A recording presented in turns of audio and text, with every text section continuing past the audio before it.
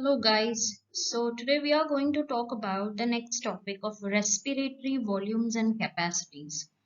ये एक सिंपल सा कंसेप्ट है कि हमारे लंग्स में हम नॉर्मली कितना ब्रीथ कर सकते हैं, फिर हम फोर्सिबली जैसे कि हम डीप ब्रीथ करते हैं तो कितना ब्रीथ कर सकते हैं, तो उसे हम वॉल्यूम कहेंगे। और नेक्स्ट है रेस्पिरेटरी कैपेसिटीज, जो वॉल्यूम्स के समेशन से मतलब दो चार वॉल्यूम को अगर हम सम करते हैं, एडिशन करते हैं, तो हम क्या बन जाता है, कैपेसिटीज बन जाती है। तो let us begin with the topic. Be very attentive क्योंकि ये थोड़ा सा आपको ट्रिकी लगेगा लेकिन याद करने में इजी है। तो first of all, what is mean by respiration? तो जब हम अल्टरनेटिवली एक बार इंस्पिरेशन करते हैं and then we expire the air alternatively, it's like inspiration expiration then again comes inspiration, right? तो उसे हम कहते हैं रेस्पिरेशन, या तो फिर हम कहते हैं ब्रीदिंग का प्रोसेस, और else we can call it as respiratory cycle. Now, the second point over here written is like how much time do we breathe every day, every minute. So remember, it is our breathing rate, which is also called as ventilation rate, and that is 12 to 16 times per minute. मतलब एक minute में हम कितनी बार breathe करते हैं? It is 12 to 16 times. Now, how do we know this? There is a like how much amount of air we breathe. ये कैसे measure कर सकते हैं? So it is used, a device is used which is known as spirometer. Okay, so spirometry is a process to measure the volume of air that is we breathe, and the device is called spirometer.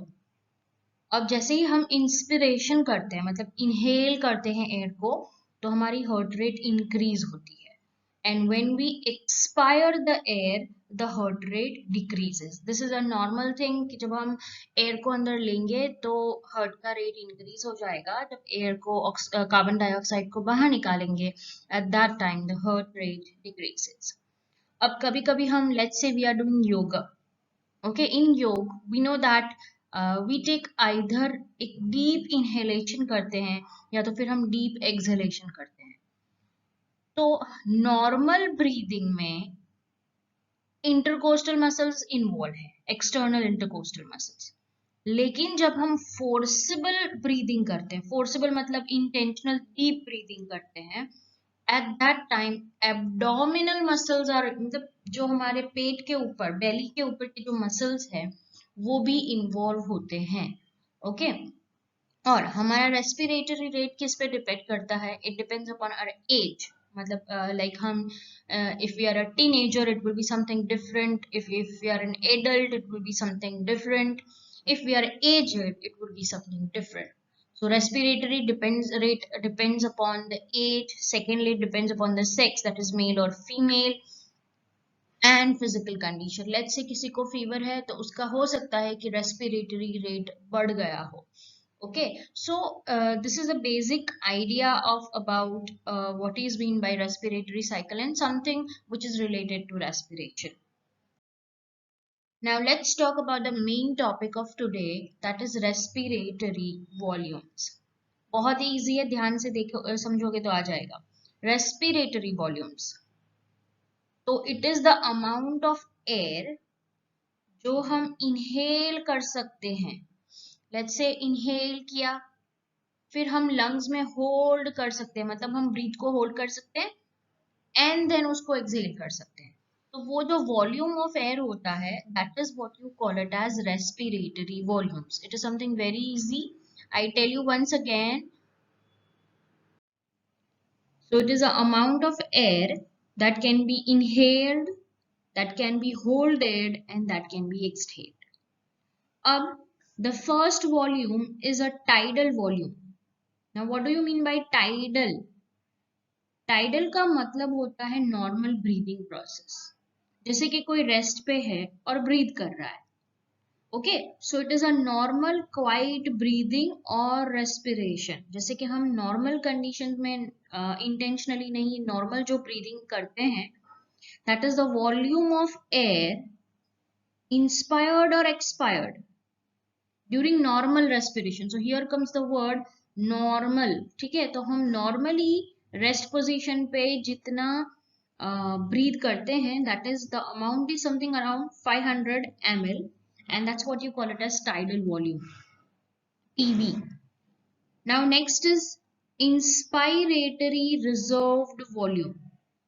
Now whenever the word comes reserved, ठीक है, reserved का मतलब यहाँ पे हमें लेना है forcible, या तो फिर एक्स्ट्रा, या तो फिर एडिशनल। तो अभी लेट्स से कि हमने एक फोर्सिबल इंस्पिरेशन किया, जैसे कि हम अब लेट्स से योगा करने बैठते हैं, ओके, या मेडिटेशन करने बैठते हैं, तो you know that we take deep breath, right? तो नेचुरली जब हम डीप ब्रीदिंग करते हैं और नॉर्मल ब्रीदिंग करते हैं, तो डीप ब्रीदिंग में we inhale more amount of air because it is a forcible inspiration.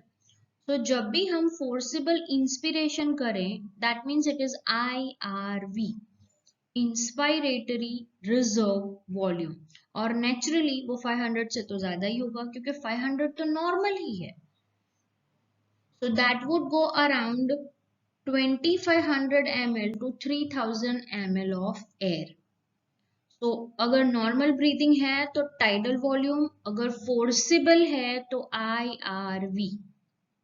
वैसे ही ERV मतलब अगेन यहाँ पे रिजर्व्ड वॉल्यूम आया, तो ये हुआ फोर्सिबल एक्सहेलेशन, कि हम फोर्स से कितनी हवा, कितनी एयर को लंग्स के बाहर डाल सकते हैं, तो that is what you call it as expiratory reserved volume. See, it is very easy. Inspiratory मतलब इंस्पिरेशन, रिजर्व का मतलब होता है फोर्सिबल मतलब एक्स्ट्रा, और वॉल्यूम का मतलब amount of air. Next is expiratory reserve volume, expiration, reserve आया मतलब forcible, and volume is the amount of air. तो हम फोर्सिबल एक्सपायरेशन कितना करते हैं, ओके, एडिशनल वॉल्यूम, तो उसे हम कहते हैं expiratory reserve volume, and it is less 1000 to 1100 ml, क्योंकि भले ही हमने फोर्सिबल इनहेलेशन किया है, एयर डिफ्यूज हो जाती है बॉडी के अंदर, और बाकी की व्हाट यू कैन से जो कार्बन डाइऑक्साइड होता है वो बाहर निकलता है, so it is less, it is 1000 ml to 1100 ml. Now next is residual volume. What is mean by residual volume? Residual volume का मतलब होता है रह गया, रेसिड्यू मतलब बचा हुआ। तो जब हम फोर्सिबल एक्सपायरेशन करते हैं, फिर भी कुछ तो हमारे लंग्स कभी एम्प्टी नहीं होते, और कुछ amount of air is always left in the lungs. तो जितना भी रह गया है लंग्स के अंदर, रेसिड्यू रह गया हुआ, रिमेनिंग, तो उसे हम कहते हैं residual volume. So it is volume of air remaining in the lungs even after the forcible expiration. मतलब हमने forcible expiration किया, फिर भी अगर कुछ हवा हमारे लंग्स में रह गई है और रह ही जाती है, क्योंकि हमारे लंग्स कभी भी एम्प्टी नहीं होते, it is known as residual volume. It is something around 1100 to 1200 ml, याद रखना। So this is something about respiratory volumes. मैं फिर से एक बार बोल रही हूँ, tidal volume normal breathing, IRV forcible inhalation, ERV forcible exhalation, और residue रह गया हुआ, remaining in the lungs. So this was all about the respiratory volumes. Now let's talk about the next, that is respiratory capacities. तो बहुत ही ये भी easy है, हमने 3 वॉल्यूम्स पढ़े, 4 वॉल्यूम्स पढ़े, और अगर हम कहीं ना कहीं उनका समेशन करते हैं, समेशन मतलब एडिशन करते हैं, तो हमें हमारी कैपेसिटीज मिल जाएगी। तो first is inspiratory capacity.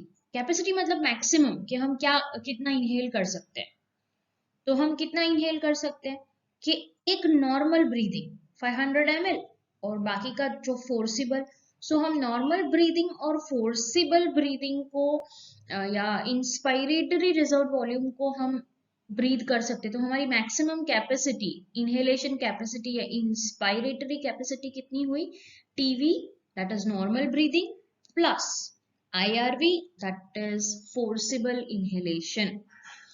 So it is the total, total याद रखना, टोटल मतलब किसी दो चीज का summation after normal expiration, that is including tidal volume plus IRV। तो आपको सिर्फ समेशन याद रखना है। Next is expiratory capacity. तो हम नॉर्मल एक्सपायरेशन करेंगे और फोर्सिबल एक्सपायरेशन करेंगे, वो हो जाता है expiratory capacity. It is very easy. तो दो चीज का समेशन करना है। हमने पढ़ा है टीवी, ठीक है, टीवी मतलब नॉर्मल ब्रीदिंग। फिर हमने पढ़ा है IRV, that is forcible inhalation, right. और फिर हमने पढ़ा है ERV। ERV मतलब क्या होता है? फोर्सिबल एक्सहेलेशन, ठीक है, ये हमने पढ़ा है ERV।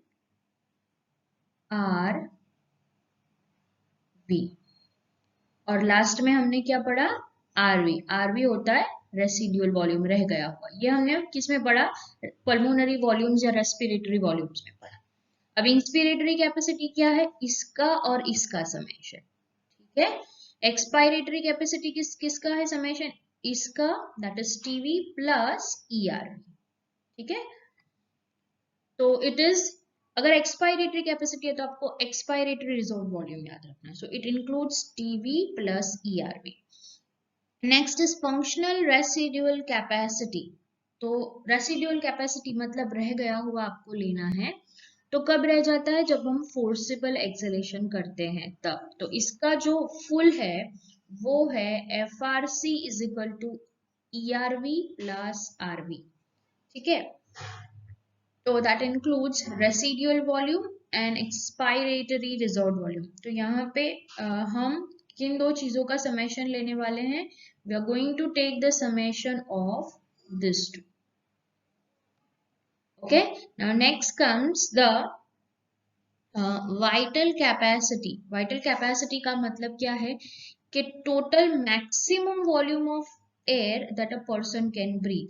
कोई भी एक पर्सन मैक्सिमम वॉल्यूम जो ब्रीथ कर सकता है उसे हम कहते हैं फोर्स एक्सपिरेशन। एक फोर्स एक्सपायरेशन किया कि हमने फोर्सिबल एक्सहेलेशन किया और फिर बाद में हम मैक्सिमम कितना ब्रीथ कर सकते हैं, that is what it is written as. So we will here take the summation of first three things, that is TV plus IRV plus ERV, ऐसे, ठीक है। So here you can see that vital capacity is summation of the first three. Now next comes the total lung capacity. Total lung capacity मतलब सब कुछ मिला के हम कितना ब्रीथ कर सकते हैं। तो naturally we all know that it is the capacity which includes everything, that is TV plus IRV plus ERV plus RV।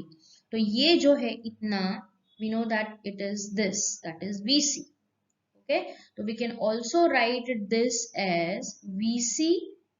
okay, we can also write it as VC plus ये जो रह गया है वो RV।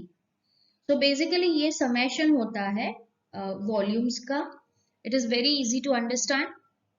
So this is about the respiratory capacities.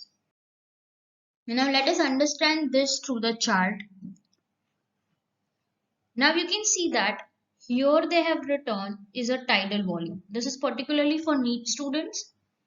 Tidal volume है तो ये normal breathing है, ये inhalation exhalation inhalation exhalation, ठीक है। लेकिन suddenly अगर मैं एक deep breath लेती हूँ तो you know that deep breath में वो बढ़ेगा, ठीक है। तो ये क्या हो गया? IR। You can see this over here. This is IRV, ठीक है। अगेन अगर मैंने डीप इनहेलेशन लिया है तो फिर मैं एक्सहेलेशन भी कैसा करूंगी? It will be going deep, ठीक है। Just focus my on my this line, this is a deep exhalation, ठीक है। And what is that? That is ERV, वो नॉर्मल से ज्यादा होगा। तो ऊपर वाला जो है वो इनहेलेशन है और नीचे वाला एक्सहेलेशन है। और अगर कुछ रह गया है तो that is what you call it as residual volume. So this is the residual volume, ठीक है। तो ये थे volumes, that is the amount of air that can be inhaled, that can be holded and that can be exhaled.